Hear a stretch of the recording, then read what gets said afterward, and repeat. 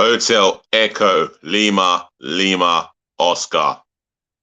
Good afternoon from London, or sunny London, England, from your host, your guy himself, the one and only and truly, DLG Reppin', short for Dele London Guna, space, Romeo Echo Papa Papa Indigo November. Hope all is well and sweet. Or should I say good morning to you guys, if you're just getting up, or are you up already, having your shower, I don't know. Good evening, wherever you're watching around the world. That could be you washing your car. You could be on your laptop listening to me right now, or doing good shopping. I say good shopping, good food shopping, should I say, or good clothing shopping. Otherwise, rest well and wake up to another new day.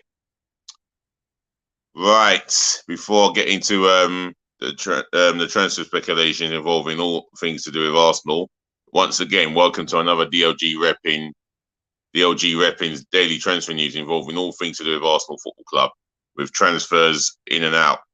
And from where I am right now, we are wasting too much of time, hell of time, and we need to get transfers done.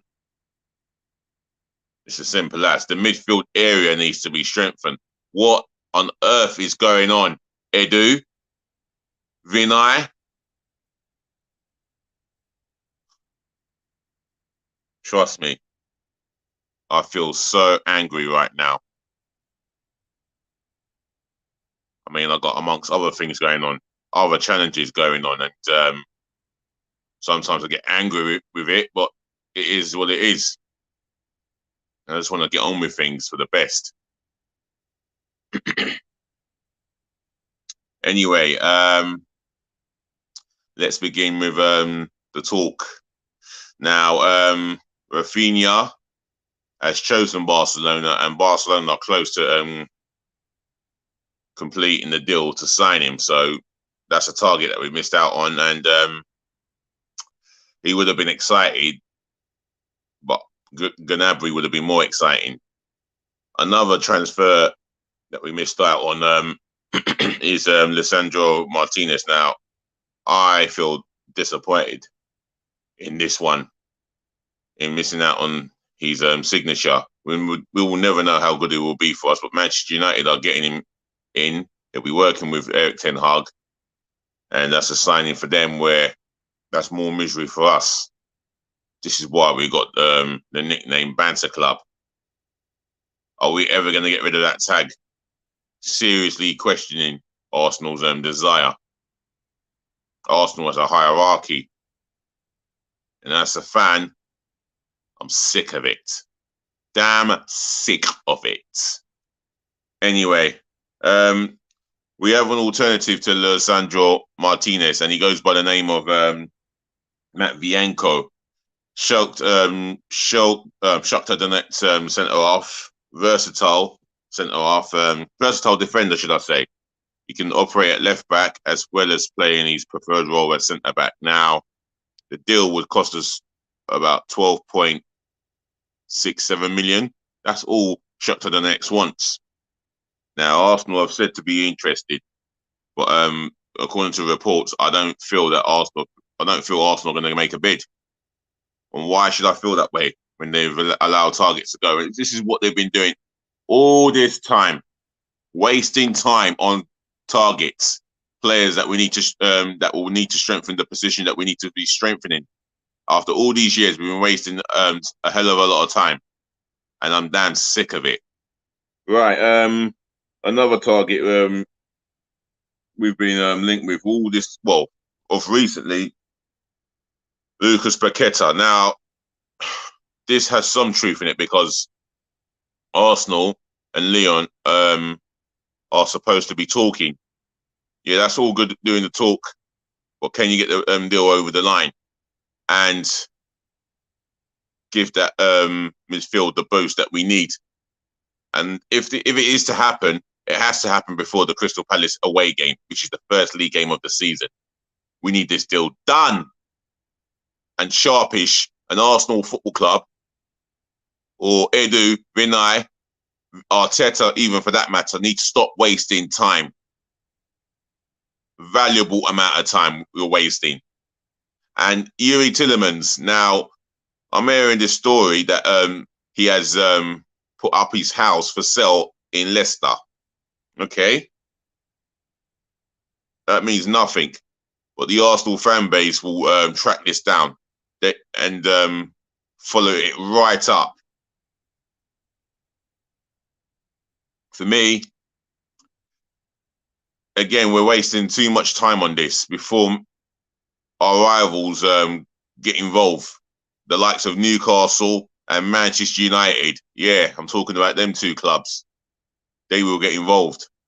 And I am getting worried about the opportunity we have to make an amends for missing out on the top four, because Chelsea, Tottenham, even now Manchester United are starting to put a team, starting to get a squad back together. Well, Manchester United, we might have finished 11 points in front of them last season, but I am getting increasingly worried.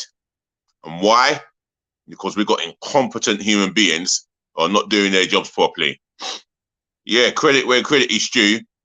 Edu got Jesus over the line, but that is just not enough for what we need to do to improve first team, to make our first team stronger than last season. It's just not going to be enough, because as it stands, we're going to the Crystal Palace away game with a midfield from hell. I don't want to be standing in the terraces extremely disappointed again, but that's what it looks like. Arsenal fans, you can jump on this channel and have your views. And by the way, I forgot to say, make sure you smash the thumbs up like button so far. Yeah, as I've been talking, do me a favor and share this channel virally all over the globe amongst your friends and your relatives. If you're watching me for the first time, welcome on board. But make sure you please share this channel amongst your friends and your relatives, yeah? And viewer, that goes for you, yeah? Share it amongst your friends and relatives, and make sure your relatives or your friends share it amongst their friends and relatives, if you get my drift. Make sure you leave a message, your opinions on Arsenal's lack of transfer activity, involving them wasting more time. Leave it in the chat, yeah? On top of that, yeah, make sure you do subscribe to my channel, yeah? Smash that subscribe button for me, yeah? Let's get this channel to where it should be, and that's 1,000 subscribers. And if you do subscribe, yeah, remember, I will shout you out. So get subscribing, please. Thank you. Anyway, we need another striker, because, like I said, Jesus is not good enough. It's not enough. He will get goals, but we need an alternative, because we're depending on him and Eddie Nketiah, and we need another striker. Following Balogun will have his time, but not for me. We don't need to be seeing much of him in the Premier League. So I want a different striker who gives us a different outlay. Now, Moussa Dembele was spoken about, but to do business with Lyon, it is so complicated, because Mr. Ole is such a tough, stubborn guy. So we'll forget about that one. I don't want to forget about it. I won't write it off completely. I'm entertained by it, but he's chairman. Dembele's chairman is a stubborn guy, and I like the player. I do like the player. He caused us problems in the Emirates Cup a couple of seasons ago, and he looks a tasty striker. What about Ivan Toney? Let's move on to him. Now, in Scamacca, I think that's dead under the water.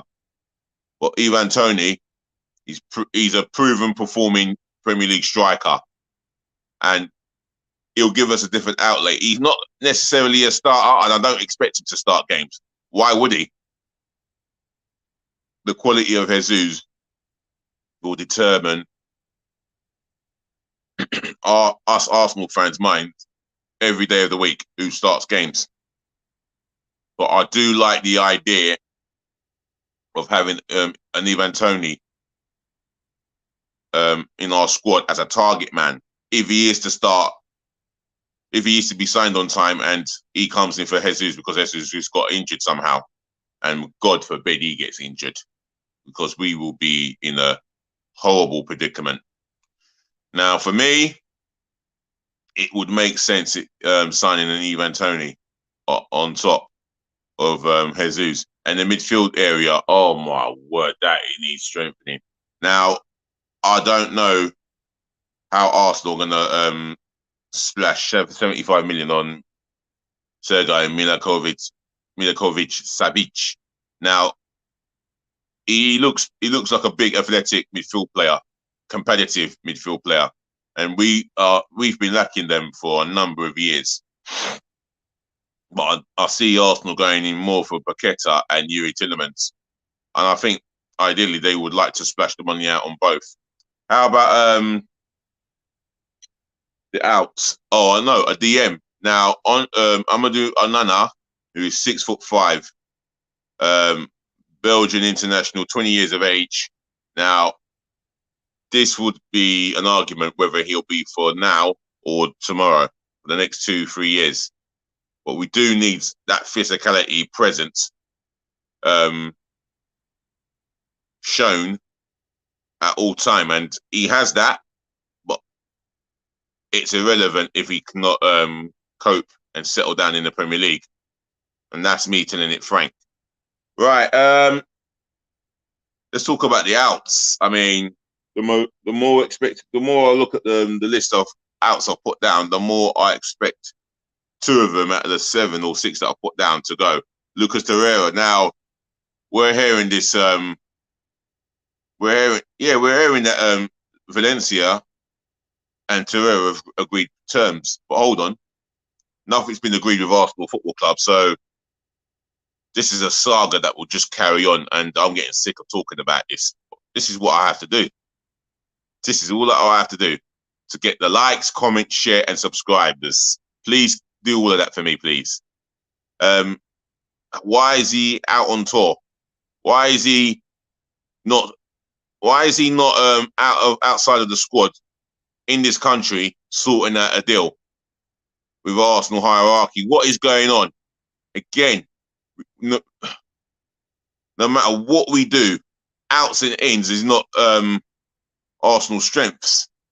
Let's be real. They take it. They should do things because they love wasting time, and we're wasting time as we speak. Nicolas Pepe. Now, his representatives are still, well, I keep saying his representatives are looking for clubs. That was the last I heard of it. Again, can't say too much on him other than the fact that Mikel Arteta doesn't want him as part of his plans. He's made that clear. Hence the reason why he'll even give Reece Nelson an opportunity this season to shine. Ainsley Maitland-Niles. Now, I'm looking at him and I'm asking myself the question, do I start him in the midfield away to Crystal Palace? He wouldn't be out of place. This is where he wants to play. And if he has a bad game, he cannot be criticised. Why should he be criticised for having a bad game in the position that he loves to play in the most? It's his preferred position, and he's passionate about playing in the midfield. Now, Forest haven't got onto the phone to our representatives or to our hierarchy. I mean, his representatives. So why not make the deal? So why not keep him at the club? You know, last year, Wolves put in a bid for him, and it was rejected by Arsenal. So we've not heard nothing from Wolves on him. Now, Granit Xhaka. This is a player that I just don't want to see in that midfield against Crystal Palace. It's as simple as he should be sold. And the fact that Roma came in for a bid with him, and Arsenal, being Arsenal, wanted a little bit more money. But yet, when we bid for players, they want it cheaper. They want to get a bargain deal. No, it doesn't. It doesn't play like that. It doesn't work like that. That's not how you play the game, if you get my drift. You pay the going rate or you pee off. It's as simple as. On that note, I'm going to end it here and say, ladies to the gentlemen, to the boys, to the girls, once again, thank you for listening. Thank you for tuning in. Thank you for watching and saving the best to last, as I always do. Thank you so ever so much for putting up with me. Anyway, I hope you've liked, shared, comment, and subscribe, and done all of that for me. I'd really appreciate that. I should be here again this evening if I can help it, or I'll be watching the women's game and totally forget. Otherwise, don't forget, I'm always here to talk to you as DLG Reppin', yeah? Take care of your friends. Do take care of your families. Take care of yourselves. Stay safe. If you're out in this hot condition, as it is, make sure you drink loads of water. That's my best advice for you guys out there in the streets of society, whether in London, England, wherever you are around the world. On top of that, yeah, peace, love, and bless again. And just remember, please be nice.